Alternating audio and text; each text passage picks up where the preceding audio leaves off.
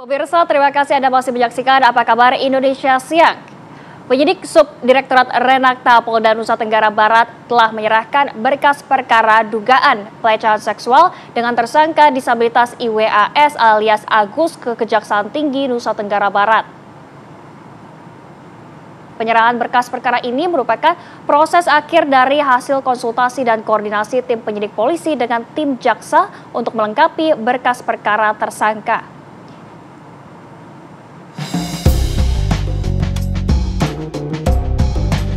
Penyidik Subdit Renakta Polda Nusa Tenggara Barat secara resmi menyerahkan berkas perkara kasus dugaan pelecehan seksual dengan tersangka disabilitas IWAS alias Agus ke Kejaksaan Tinggi Nusa Tenggara Barat.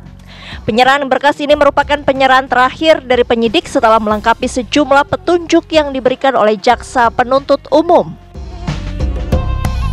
Hasil penyidikan, kita serahkan hasil penyidikan, kita berkoordinasi intensif, mudah-mudahan ya, penyidikan yang kita lakukan dapat diterima dan dipenuhi untuk segera ada kepastian terhadap penanganannya.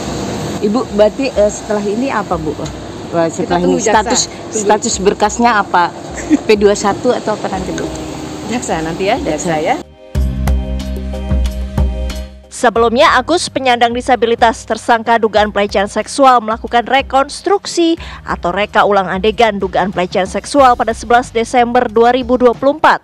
Lebih dari 45 adegan dipraktekkan tersangka Agus di hadapan para penyidik dan tim jaksa Kejaksaan Tinggi Nusa Tenggara Barat. Rekonstruksi dilakukan atas arahan jaksa penuntut umum untuk memperjelas kronologi kejadian dan memastikan kesesuaian keterangan para korban dan saksi. Sebanyak 15 orang perempuan menjadi korban dan telah melapor ke Komisi Disabilitas Daerah Provinsi NTB. Jumlah tersebut bertambah dari jumlah sebelumnya 13 orang. Dari Mataram, Nusa Tenggara Barat, Herman Zudi, TV One mengabarkan.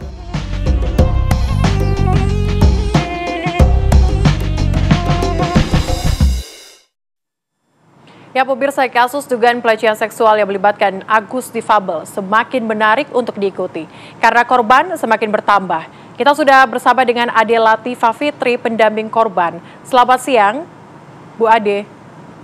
Selamat siang. Ya, Bu Ade, sejauh ini kan korban bertambah. Bagaimana kemudian dengan dua korban lainnya ini? Apakah usianya di bawah umur atau seperti apa?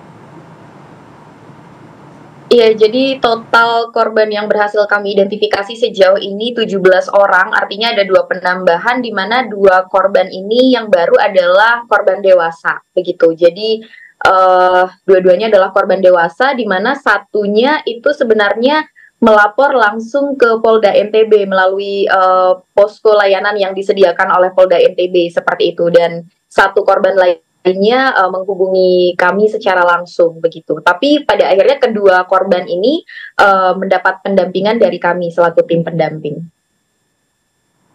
Oke, Bu Ade, apakah kondisi korban saat ini sudah baik-baik saja dan mungkin bisa diberitahu kapan kejadian yang menimpa kedua korban baru ini, Bu Ade?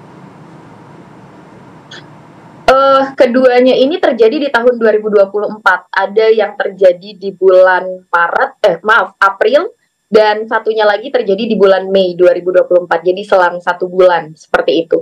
Dan untuk kondisi kedua korban tentu masih sangat ketakutan, khususnya satu korban karena memang dari 2 ini ada satu yang berhasil disetubuhi seperti itu, sehingga kondisi korban saat ini benar-benar dalam kondisi yang sangat masih sangat trauma dan juga sangat ketakutan, jadi belum berani untuk berinteraksi dengan terlalu banyak orang seperti itu, sehingga memang orang-orang yang dapat berinteraksi dengan korban ini juga sangat terbatas, bahkan di dalam tim pendampingan pun juga sangat ketat begitu ya, karena nyamannya lebih nyaman dengan tim pendamping perempuan seperti itu. Jadi memang masih sangat ketakutan.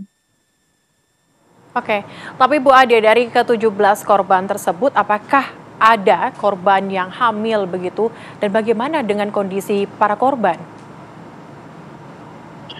Ya, untuk korban yang hamil itu sebenarnya ada di korban anak begitu, dan korban anak ini sendiri memang berada di pendampingannya di LPA Kota Mataram, bukan pada kami ya. Jadi karena memang kami berbagi peran, untuk kami memang mendampingi korban-korban dewasa, sehingga untuk korban anak yang hamil, diketahui hamil, itu didampingi langsung oleh LPA Kota Mataram. Cuma memang saya tidak bisa memberikan keterangan lebih lanjut ya terkait dengan korban anak, karena yang lebih mengetahui pendampingan secara langsung dari LPA Kota, seperti itu. Oke, terima kasih Mbak Ade Latifa atas waktunya pada siang hari ini, Mbak. Selamat siang. Terima kasih.